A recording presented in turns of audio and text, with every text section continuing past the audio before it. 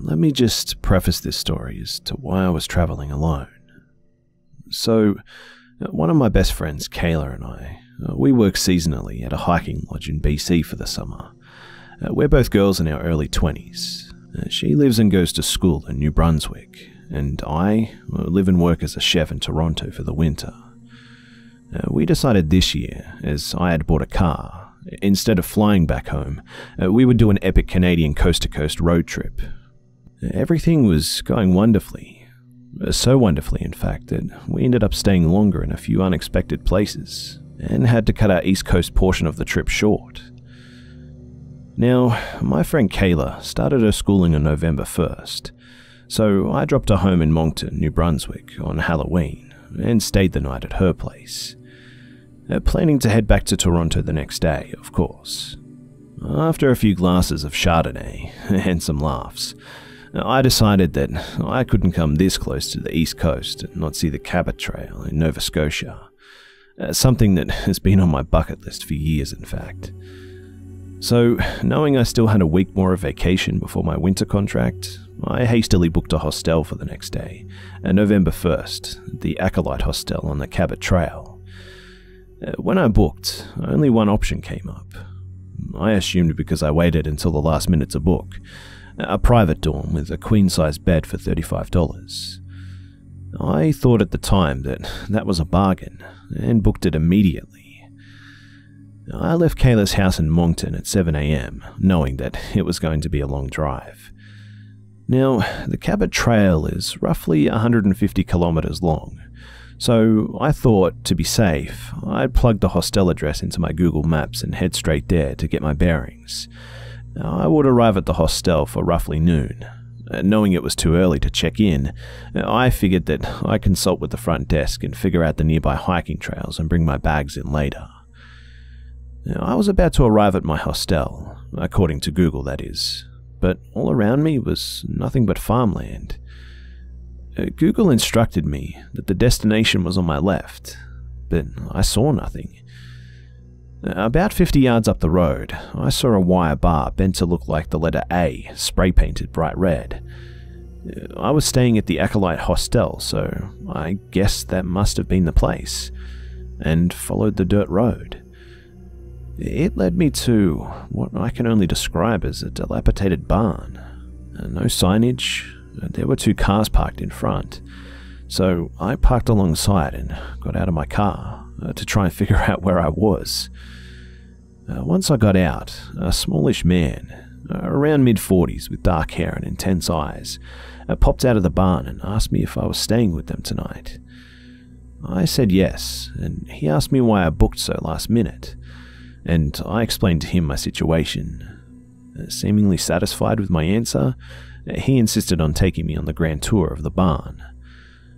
The first thing I noticed was that the entirety of the barn had been dug out around its foundation, about 5 feet deep and 3 feet around. He led me across some particle board laid down as a sort of ramp leading inside. The second thing I noticed about the property is that there were no windows. This was clearly a barn meant for livestock. The gentleman leading me on this tour was named Kevin, the owner. He proceeded to tell me his grand plans for the space.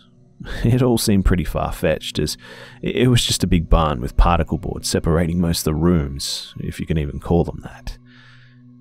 He led me up the skeleton stairs, made of plywood and 2x4s, to the cabin loft, where I would be sleeping that night, along with his family, the mother of his 5-year-old son, his son and Kevin's own mother, who insisted that I call her Mum. The upstairs was certainly open concept. A frail curtain separated the beds to the sides with a large open area in the middle. I asked if I was his only occupant that night, and he said yes. I had a feeling that he didn't often get occupants. I told him that I was interested in the hikes in the area and wanted to get to them before it got dark. He gave me very detailed instructions of his favorite hikes and how to get to them, and so off I went.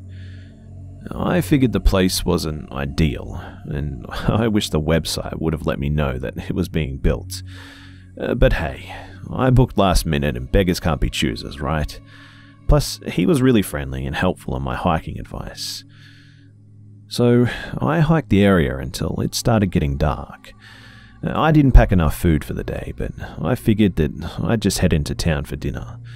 The nearest town was clearly a booming tourist destination during the summer, but now in the off-season, it was a ghost town. All the hotels and B&Bs in the area, they were all boarded up. Such a ghost town that even the liquor store was closed for the off-season.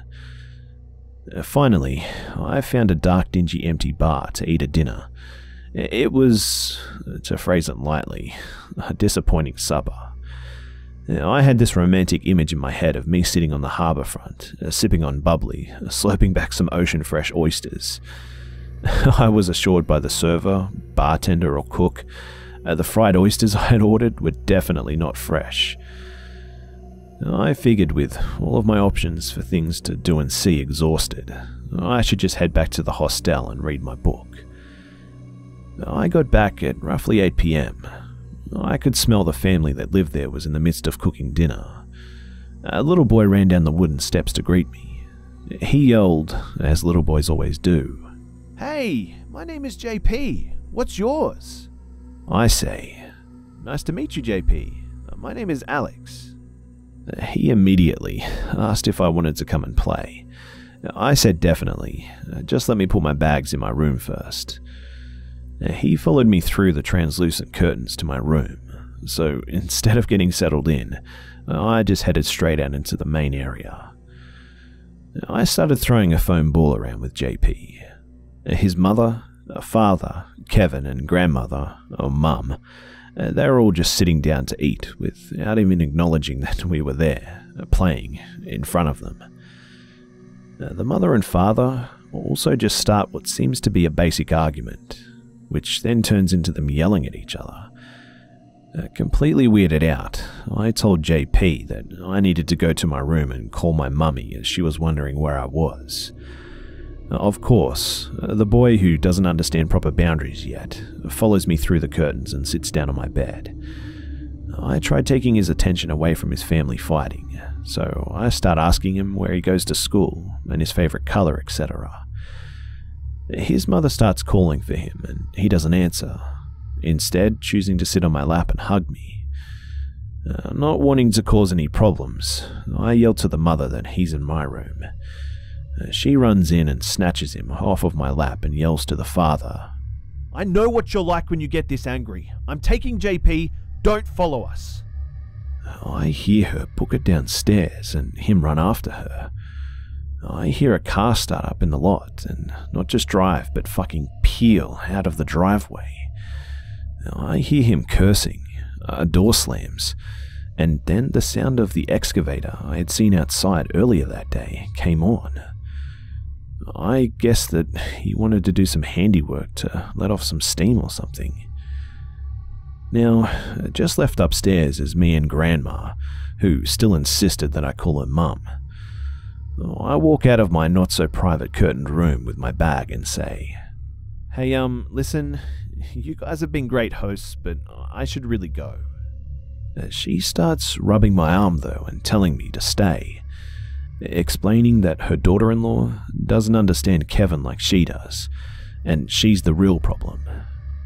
Now, I'm ready to tell Mum to fuck right off and just leave, until I realize that she still has a knife in her hand from cooking dinner. It's only a 4-inch paring knife, but with intent, I'm sure that it could do some damage. I don't think she meant it as a threat. I think she was just a kooky old bird who didn't understand, and maybe don't hold a knife while trying to console a stranger. So I go along with what she's saying, while she rubs my arm with one hand and flails the knife around in the other. I inch closer and closer downstairs and toward the door, as she keeps rubbing my arm and shoulders with her free hand, telling me to stay and that her grandson is special. And before I even booked the night, he had a premonition that I would be staying with them. Well, as soon as I get out the door, I run towards my car. I start my engine and back up in the lot to get out of there, but Kevin, in the excavator, blocks the path, with about a 5-foot ditch on one side of the drive and the forest behind me. He gets out to say that he's sorry and tells me that I should stay. He'll make it up to me. Grandma comes out with the knife still in hand, saying that it's Kevin's fault I'm leaving. They bicker for 5 full minutes until I yell that if they don't let me leave, I'm calling the police. All of a sudden, they get super defensive, like I'm the one being unreasonable. So I turn off my engine and start to dial. Kevin gets back in his excavator and starts backing up. As soon as he's far enough that I can see an opening to drive across the grass, I turn my engine back on and rip straight out of that drive. I'm sure doing a number on the suspension of my little sedan. As soon as the property is out of sight, I go to call my friend Kayla, but there's no service. I remembered back to earlier in the afternoon when I first got to the hostel. I was going to check my messages and saw that there was a no service sign. So, even if I had wanted to, I wouldn't have been able to call the cops. I drove the 6 hours straight to Moncton, New Brunswick, and I stayed with Kayla.